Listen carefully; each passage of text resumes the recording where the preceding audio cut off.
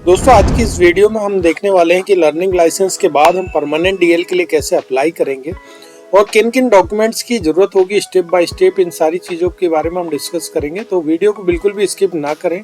तो सबसे पहले हम क्रोम ब्राउजर को ओपन कर लेते हैं। तो मैं क्रोम ब्राउजर जैसे ओपन हो जाता है तो यहाँ मुझे लिखना है परिवहन.gov.in। मैं परिवहन.gov.in जैसे लिखता हूँ तो मेरे सामने ऑफिशियल लिंक्स आ जाती हैं। मैं इस पर क्लिक कर दूंगा। मैं जैसे इस पर क्लिक करता हूं तो मैं परिवहन सेवा की ऑफिशियल वेबसाइट पर आ जाता हूं और कुछ इस टाइप का इंटरफेस आपको देखने को मिलेगा। यहाँ पर जो ऑनलाइन सर्विसेज वाला ऑप्शन दिया हुआ है मैं इस पर क्लिक कर दूंगा तो एक बार ओपन हो जाती है और यहाँ पर ड्राइविंग लाइसेंस रिलेटेड सर्विस मैं इस पे क्लिक कर दूँ। मैं जैसे इस पे क्लिक करता हूँ तो मैं स्टेट सिलेक्शन वाले पेज पर आ जाता हूँ। अब मुझे यहाँ पर अपनी स्टेट को सिलेक्ट करना होगा। मैं जैसे ही अपनी स्टेट को सिलेक्ट करता हूँ तो मैं सारथी परिवहन की ऑफिशियल वेबसाइट पर रीडायरेक्ट होकर पहुंच जाता हूँ। अब दोस्तों मेरे सामने एक पॉपअप आ जाता है, ये कॉन्टैक्टलेस लाइसेंस सर्विसेज वाला पॉपअप है। इस पॉपअप के अंदर जो सेवाएं दी होती है उसके लिए हमें आरटीओ विजिट नहीं करना होता है। तो लर्निंग लाइसेंस जब हम बनाते हैं उत्तर प्रदेश के अंदर तो इसके लिए आरटीओ विजिट नहीं करना होता है और उसके अलावा मोबाइल नंबर अगर हम अपडेट करते हैं तो इसके लिए हमें आरटीओ विजिट नहीं करना होता है। इसके अलावा जो भी सेवाएं होती हैं उन सारी सेवाओं के लिए हमें आरटीओ विजिट करना पड़ेगा। तो मैं इसको स्किप कर दूंगा। उसके बाद मुझे परमानेंट डीएल के लिए अप्लाई करना है तो यहाँ ड्राइविंग लाइसेंस जो लिखा हुआ है मैं इस पर क्लिक कर दूंगा। मैं जैसे इस पर क्लिक करता हूँ तो एक बार ओपन हो जाती है और इसमें जो पहला वाला ऑप्शन दिया हुआ है न्यू ड्राइविंग लाइसेंस, मैं इस पर क्लिक कर दूंगा। मैं जैसे इस पर क्लिक करता हूँ तो एक फ्लोर प्लान आ जाता है और स्टेप बाय स्टेप मुझे कैसे क्या प्रोसेस को फॉलो करना है यहाँ पे सारी प्रोसेस दी हुई है। मैं इसको यहाँ पर कंटिन्यू कर दूंगा। मैं इसको जैसे ही कंटिन्यू करता हूँ तो यहाँ पर कुछ इस टाइप का आपको इंटरफेस देखने को मिलेगा। यहाँ पर मुझे लर्निंग लाइसेंस नंबर को यहाँ पर डालना होगा और डेट ऑफ बर्थ को यहाँ पर डालना होता है और कैप्चा डालने के बाद यहाँ पर मैं ओके कर दूंगा। मैं जैसे ओके करता हूँ तो अब मेरे सामने यहाँ पर कुछ इस टाइप का इंटरफेस शो करने लग जाएगा और दोस्तों यहाँ पर मेरी बेसिक डिटेल्स जो है वो खुलकर ओपन हो जाती है। मैं इसको स्क्रॉल करके नीचे आ जाऊंगा और यहाँ पर सारा डिटेल्स यहाँ पर दिया हुआ है। उसके अलावा यहाँ पर मुझे अब जो भी ड्राइविंग लाइसेंस बन रहा है, जो यहाँ पर व्हीकल्स दिए होते हैं इनको मुझे सिलेक्ट करना होता है। तो मैं यहाँ पर सिलेक्ट ऑल कर दूंगा और जैसे मैं सिलेक्ट ऑल करता हूँ तो ये इस साइड से सिलेक्ट होकर इस बॉक्स में आ जाता है। तो इसका मतलब है कि मैं इन दोनों प्रकार के लाइसेंस में बना रहा हूँ। उसके बाद दोस्तों यहाँ पर जो ऊपर जो भी डिटेल्स होती है इसमें कोई भी चेंजेस नहीं होता है, तो हमें इसमें कुछ चेंजेस करके भरना भी नहीं होगा। तो यहाँ मैं इसको सबमिट। दोस्तों कुछ इस टाइप का पॉपअप आपके सामने ओपन हो जाता है और इस पॉपअप में लिखा हुआ है कि आपका जो स्मार्ट कार्ड है वो बनेगा, उसमें क्या क्या प्रिंट होकर आएगा ये सारी डिटेल्स इसमें दी हुई है।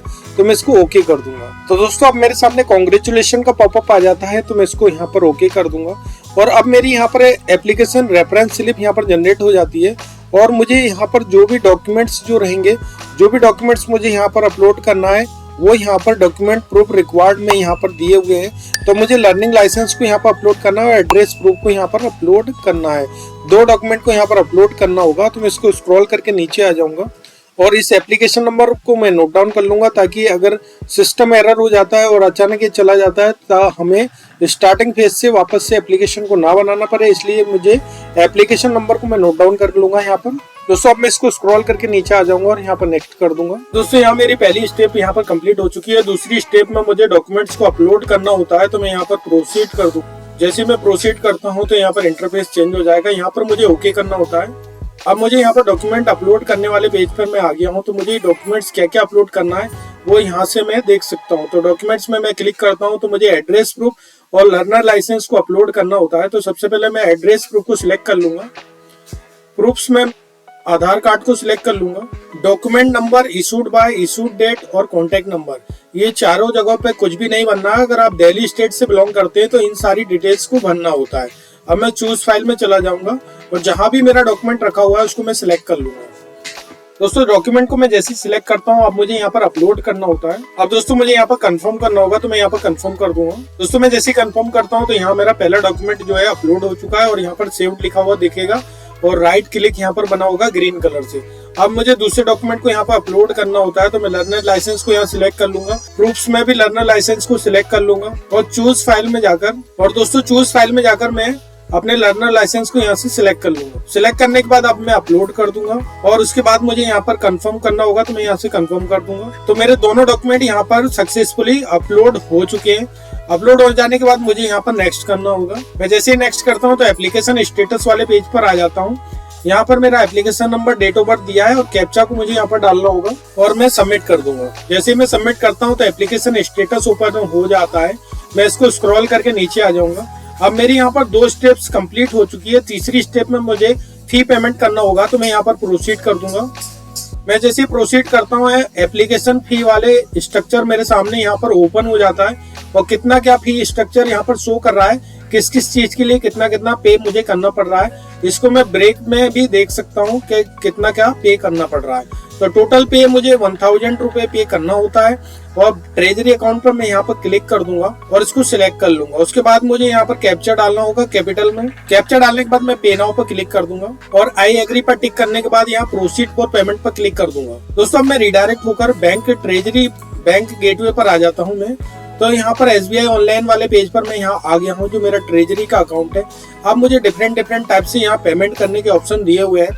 यहाँ पर मैं SBI नेट बैंकिंग के थ्रू पेमेंट कर सकता हूँ, अदर बैंक नेट बैंकिंग के थ्रू पेमेंट कर सकता हूँ, लेकिन मुझे कुछ चार्ज एक्स्ट्रा पे करना होता है। स्टेट बैंक डेबिट कार्ड से पे कर सकता हूँ, अदर बैंक डेबिट कार्ड से पे कर सकता हूँ और क्रेडिट कार्ड से पे कर सकता हूँ। क्रेडिट कार्ड से जब भी हम पे करते हैं तो कुछ एक्स्ट्रा पेमेंट हमें करना होता है। मैं यहाँ पे SBI नेट बैंकिंग से पे कर रहा हूँ। अब मैं SBI online personal banking account पर आ जाता हूँ और यहाँ पर मैं लॉगिन कर दूंगा। यहाँ मुझे यूजर ID और पासवर्ड डाल के लॉगिन करना होता है। अब मैं अपना यहाँ पर बैंक अकाउंट को सिलेक्ट कर लूंगा और स्क्रॉल करके नीचे आ जाऊंगा और यहाँ पर कंफर्म कर दूंगा। जैसे मैं कंफर्म करता हूँ तो मेरे बैंक से जो रजिस्टर्ड मोबाइल होता है उस पर OTP भेज दी जाती है, यानी एक पासवर्ड भेज दिया जाता है। उस OTP को मुझे यहाँ पर डालना होता है। OTP डालने के बाद मैं कंफर्म कर दूंगा। जैसे ही मैं कंफर्म करता हूँ तो मेरा पेमेंट जो है वो सक्सेसफुल हो चुका है और मेरी पेमेंट स्लिप जनरेट होने में कुछ सेकंडों को समय लगता है, तो हमें थोड़ा सा वेट करना होता है। यहाँ मेरी पेमेंट स्लिप जनरेट हो चुकी है और click here for print receipt पर मैं क्लिक कर दूंगा। मैं जैसे क्लिक करता हूँ तो यहाँ पर मेरी पेमेंट स्लिप जनरेट हो चुकी है। इसका मैं प्रिंट आउट ले लूंगा क्योंकि ये प्रिंट आउट लेकर हमें RDO विजिट करना होता है। अब दोस्तों हमें फिर से सारथी परिवहन की ऑफिशियल वेबसाइट पर जाना होगा। मैं जैसे सारथी परिवहन की ऑफिशियल वेबसाइट पर आ जाता हूँ तो अब मुझे यहाँ पर अपॉइंटमेंट लगाना होगा, क्योंकि हमारी स्लिप तो कट चुकी है। पेमेंट स्लिप कटने के बाद मुझे यहाँ पर अपॉइंटमेंट लगाना होगा, तो मैं अपॉइंटमेंट्स पर क्लिक कर दूंगा।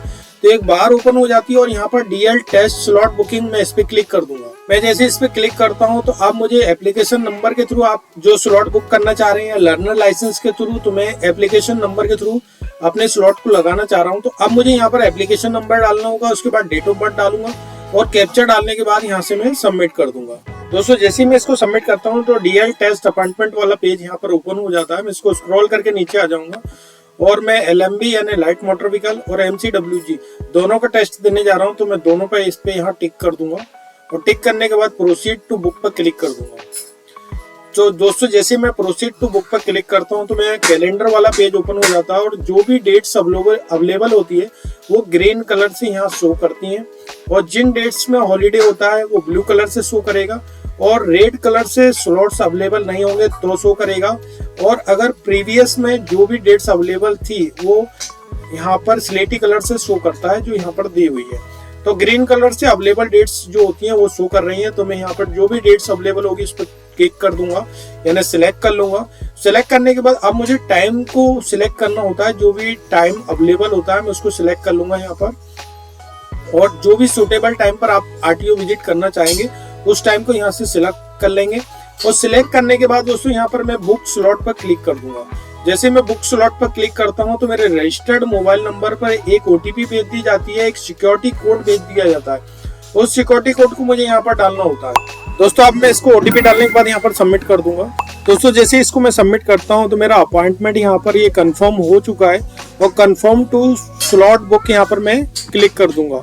अब मेरे जो स्लॉट की डिटेल्स यहाँ पर आ गई थी और मैं जैसे कंफर्म करता हूँ तो यहाँ कंफर्मेशन हो गया है और यहाँ पर कंफर्मेशन की स्लिप जनरेट हो चुकी है, जिसका मैं प्रिंट आउट यहाँ से ले लूँगा, क्योंकि इस प्रिंट आउट को लेकर भी मुझे RTO विजिट करना होगा, तो इसका भी एक प्रिंट आउट ले लेंगे। तो दोस्तों इस प्रकार मेरी सारी ऑनलाइन की प्रोसेस हो चुकी है। स्टेप बाय स्टेप मैंने आपको सारी चीज़ें बताई है। और इसके अलावा भी अगर आपको कोई प्रॉब्लम आती है तो मेरा डिस्क्रिप्शन में मेरा नंबर दिया हुआ है। किसी भी प्रकार की प्रॉब्लम की कंडीशन में आप मुझे व्हाट्सएप पर मैसेज कर सकते हैं।